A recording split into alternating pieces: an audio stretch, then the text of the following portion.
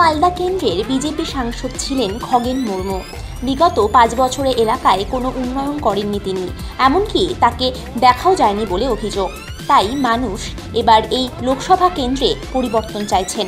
উত্তর মালদা কেন্দ্রের তৃণমূল কংগ্রেস প্রার্থী প্রসূন বন্দ্যোপাধ্যায়ের ভোট প্রচারে এলেন হবিবপুর ব্লকের আইহো এলাকায়। দলীয় প্রার্থীর সমর্থনে প্রথমে আইহো কালী মন্দিরে পুজো দিয়ে ভোট প্রচার শুরু করা হয়। সোমবার মন্দিরে পুজো দিয়ে প্রচার শুরু করলেন উত্তর মালদার তৃণমূল প্রার্থী প্রসূন ব্যানার্জি।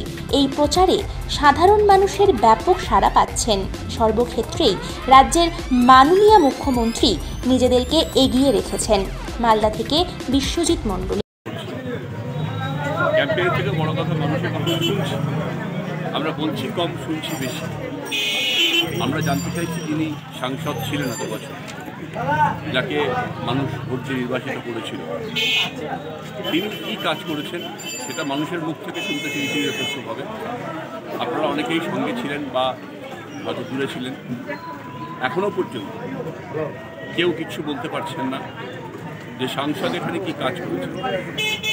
যত সামনের দিকে যাব আমার মনে হয় এই ছবিটা আরও স্পষ্ট হবে যে সাংসদ এখানে কোনো কাজ করেন না।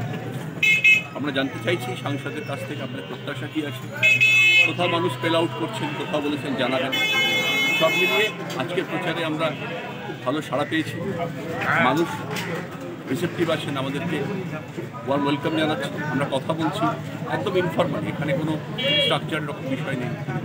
আমরা মানুষের সাথে বসে কথা বলে এলাকার সমস্যাটা বোঝার চেষ্টা করছি।